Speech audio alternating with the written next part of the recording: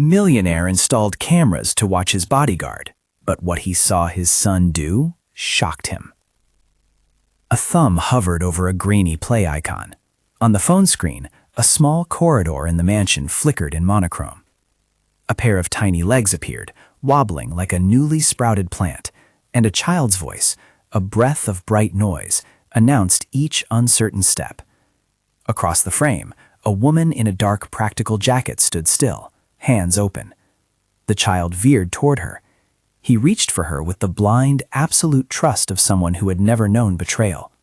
She bent, palms soft as if to catch sunlight, and when his foot slipped, she steadied him, smiling without thinking about cameras, titles, or paychecks. Vicente Almeida pressed his mouth into a thin line. The phone trembled in his hand. He had installed the cameras to watch his bodyguard, because in his house, with its polished floors and rooms that echoed, trust was a commodity more fragile than crystal. He had wanted to catch a lie before it could become a wound. Instead, the footage showed his son taking his first steps toward the one person he had feared most. The fear hadn't come from nowhere. Vicente had learned to suspect people the way some people learn to swim. Years of betrayals, small and corrosive, had taught him to move with caution. Leaks of company secrets, a trusted manager who faked accounts, a senior aide who disappeared with a suitcase of documents. Each betrayal left a scar that whispered, "Always look again." 5 staff dismissals, 2 public embarrassments, a leaked photo that had ruined a product launch. All of it had made him certain that benevolence was a luxury that invited ruin. When Susana, his wife, had died in the hospital while giving birth to their son Pedro, something in Vicente shut. Susana's last plea had been simple and human. Take care of him. She had believed in people the way some people believe in church bells. Vicente believed in systems. He hired security, technology, men and women who could be counted. When the hospital released them both, he asked for a bodyguard, someone who could watch, protect, control. They recommended a woman who had been an officer in private security, and several years earlier had taken night shifts guarding a construction site owned by one of his companies. She had a name badge, a sober resume, and an easy confidence that made his head steadier. Camilla arrived with a stoicism born of necessity. She wore her hair tied back, always a little out of place in clothes that had seen hard work. She had pressed a small, scratchy card into his assistant's hand and said, "I can start tomorrow." There was no story about childhoods or wounds. There was only presence and a short, respectful glance toward the swaddled baby. From the start, Vicente watched her the way he watched numbers on a spreadsheet, looking for patterns, anomalies, reasons to act. He put cameras in corners designed to feel invisible. They were tiny black eyes in the crown molding, a network that fed into a private phone app he checked at odd hours. The firm that installed them assured him they were necessary. His assistant said it was standard. In his chest, something else called them necessary too. Memory of theft, of loose tongues, of a world that had proven itself unkind. At first, the footage was what he expected. Camilla, vigilant, scanning the grounds, patrolling the perimeter, eyes like a hawk. But slowly, in the small hours when Vicente couldn't sleep, he found himself pressing play on feeds he had meant to use as evidence. He watched little domestic sequences, a lullaby hummed in a hallway, a hand wiping crumbs from a table, a face leaning close as Pedro hiccuped and then, inexplicably, grinned. He told himself he was looking for signs of disloyalty. What he found was a life taking shape without him. If this is the kind of story that reaches you, if you've ever found yourself closing a door because you didn't know what lay beyond, subscribe and stay with me. There is more ahead. One clip he watched a dozen times. The footage was unremarkable at first glance. Morning light spilling over a nursery rug, Pedro in the center with a stuffed rabbit, Camilla kneeling a few feet away, untangling a ribbon. Then Pedro pushed up, arched his back, and awkwardly tried to stand. Camilla's hands rose with him, as if she'd been rehearsing that exact motion for months. The infant wobbled toward her, unafraid. He took a step, then another. A crease of laughter, so small it was almost a sound in the bones, left him. Vicente felt the laughter in his own chest as a sound that did not belong to him. He replayed the frame where Camilla brushed a loose strand of hair from Pedro's forehead. Her fingers caught on a silver glint at her collarbone, a locket. The camera didn't zoom. The locket was an incidental gleam, but when Vicente saw it, he sat up as if pulled by a string. The locket was a small thing, the kind that held a tiny photograph pressed against glass.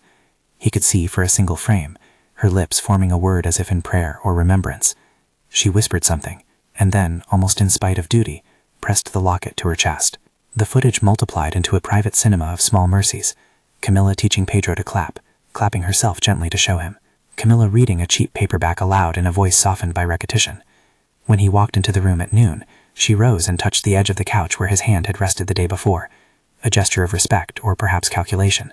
Vicente began to catalog each movement, the way she took her coffee without sugar, the way she arranged Pedro's toys in rows that suggested order, the quiet that settled when she tucked him into the bassinet. Suspicion warred with something else, the ache of absence. He had expected, in installing the cameras, to spy cash exchanges, hidden phones, petty thefts that would justify termination and replacement. Instead, he began to find the history of two families braided by a single small object. The locket in Camila's collar caught the sunlight in one frame. In another, while she sat near the garden, she opened it with a thumb, and the camera caught a photograph. A woman in a faded dress, smiling with a tired generosity that looked familiar in a way Vicente couldn't place. He rewound, screenshotting the image with the anxious tenderness of someone trying to save the shape of a memory he hadn't yet had. Vicente's nights became a ritual of surveillance and half-understood longing. He started to arrange his days so that he would be absent for the scenes he feared and present for those he hoped to reclaim. He watched her talk to Pedro in a low, patient tone, and once, in a raw corner of footage, she pressed her forehead to the child and said, "For Teresa," as if naming someone who had been lost. That one whisper struck him like a small electric shock. Teresa. The name stirred a part of his history he kept locked. His father, Joaquim Almeida, had hired a Teresa decades earlier, a woman who had cleaned the family's old house, who had once mended a child's torn sleeve and left bread by the back door when times were hard. Joaquim was a man who believed in quiet acts, keeping a log of employees who needed work, hiding extra money in a drawer for people in storms. He had walked through the world with that practical generosity. Vicente had been a child when he saw his father slip an envelope under a door. The man had told him once in a voice soft as a moth that the world was full of people who needed a hand, and that those hands would not always be found where you expect. When Susana's death had closed the house like a shutter, Vicente had kept the ledger of his father's kindness in a box. He had admired the ledger with a child's admiration, and then grown to resent it as a structural weakness in his own armor. Joaquim wasted money on feelings, Vicente had told himself. He had not known then that his father's kindness would one day be the key. The locket became an obsession. Camila wore it every day, and yet she never boasted of it. In a clip where she was sweeping by the kitchen, she paused and rubbed the locket as if smoothing a garment. Vicente's fingers were cold when he ordered his assistant to pull the records. Teresa had worked for the Almeidas years ago, before Vicente took over the family companies. The assistant found an old payroll sheet, a typed note in Joaquim's handwriting that mentioned Teresa by name, and a small allowance set aside for her family in case of need. The file was brittle with age. It did not say why the allowance had never been claimed, or why Teresa had left, only that his father had wanted to help. There were other images, too. Camila kneeling beside a small kitchen table, hands folding a simple paper boat, and then slipping it into the palm of a worn, lined hand that Vicente recognized, Teresa's. In that frame, the phone's timestamp was wrong. The footage must have been from a day years earlier when Camila visited a house near the old mill. The recorded grain shook with memory. Vicente's suspicion had hardened into something almost like righteousness. He called Camila into his office one night, the house breathing around them with the easy quiet of rooms that hold secrets. He asked her to sit. The cameras watched from above. The recordings continued to feed his phone, but in the room the only sound was the creak of leather and the faint ticking of a clock. "Why are you wearing that locket?" he asked. It was an absurd question. He knew the answer before she spoke, but he needed the form of confrontation, the ritual of accusation, to feel like he had acted. Camila's hands were steady in her lap. "She was a friend," she said simply. "My mother, Teresa." He felt the name like salt. "Your mother worked for my father," he said. The words were chemical and sudden. He had rehearsed them in his head and thought they would land with the cool logic of an accountant.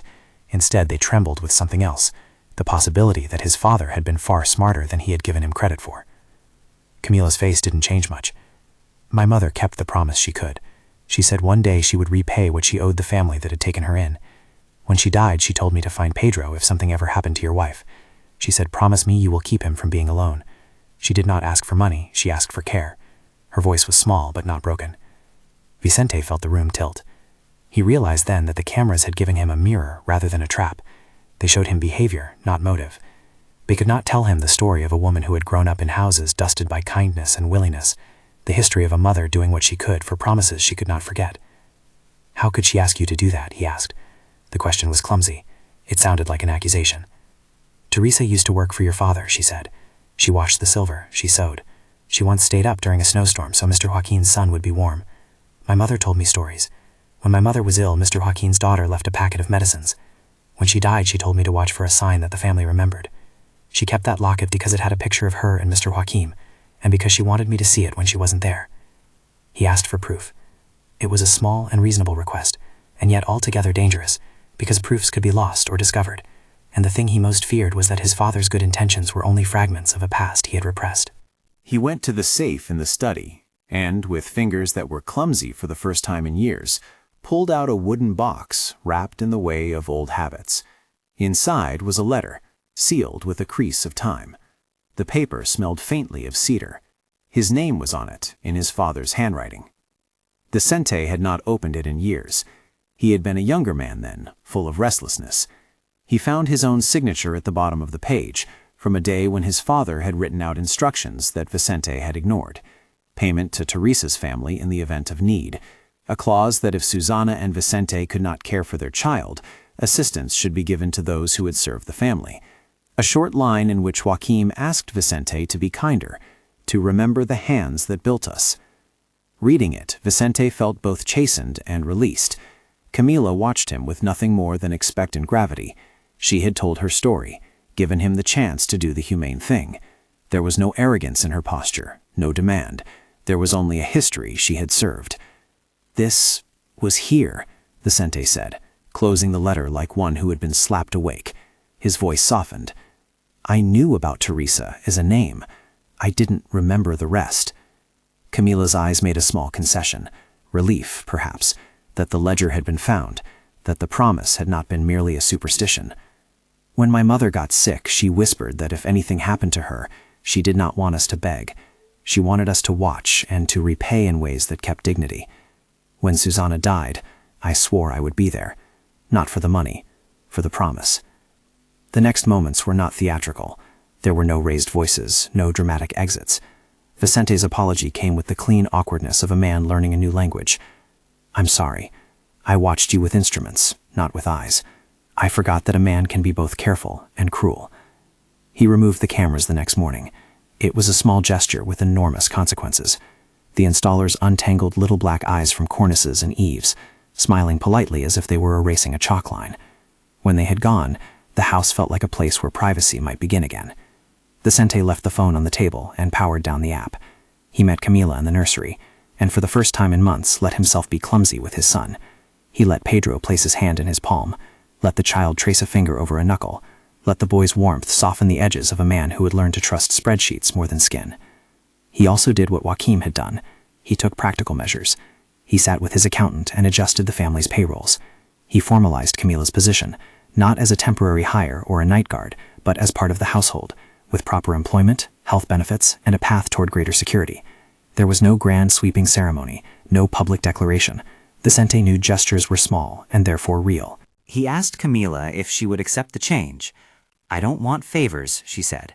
"I want to be able to sleep without fear that tomorrow I'll be out of work. Do what your father would have done." Months later, the house was different. Laughter that didn't belong to a corridor full of instruments filled the rooms. Pedro learned to walk properly in a garden that smelled of rosemary and new paint.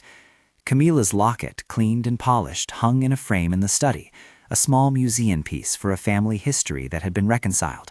The photograph inside sat beside a note in Joaquim's handwriting. Vicente often found himself in the living room with his son on his knee, listening to the boy babble and wondering how much of his own mistrust had been inherited and how much he'd chosen. There were times when he still felt old instincts rise, a twitch when someone came late, a suspicion at a forgotten bill. But the house now had a visible ledger of kindness, too, a log of payroll, an attached apartment for Camila and her mother if they wished to move in, a scholarship fund for Teresa's grandchildren placed into the foundation that bore his father's name. He kept the wooden box in a drawer in his desk, where he could pull the letter out and read the steady, small handwriting whenever his patience thinned. The epilogue was not a story of perfect men or of villains punished. It was quieter.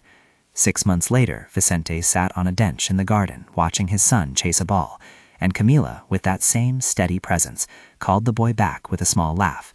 Teresa, older now and steadier, sat in a chair in the sun with a shawl around her shoulders. Vicente walked over, sat beside her, and for a moment there was only the sound of oxygen and the rustle of leaves. "Thank you," he said, and the words were heavy with everything he'd learned. Teresa squeezed his hand. "Joaquim would have told you to do it sooner," she said, and there was love in the reproach. Vicente smiled. Not a triumphant smile, not a relieved one, simply the smile of a man who had been reminded how to be human. He took the locket from his pocket, not to hide it, but to place it in Camila's palm. "For your mother," he said, "so we don't forget." Camila's fingers closed around the small silver circle. Pedro, exhausted by play, banged his head gently against Vicente's knee and dozed. The house hummed with ordinary life. The cameras were gone. The surveillance feed replaced by the slow, messy reality of presence, the tending and the argument and the nonsense that makes a family. Vicente had installed devices to watch a bodyguard and to catch a threat. What the house had shown him instead was a way back into himself, a rediscovery of a father's role that couldn't be outsourced or observed, only inhabited. If this story moved you, please like and share, and tell us in the comments if you've ever had to choose between suspicion and trust.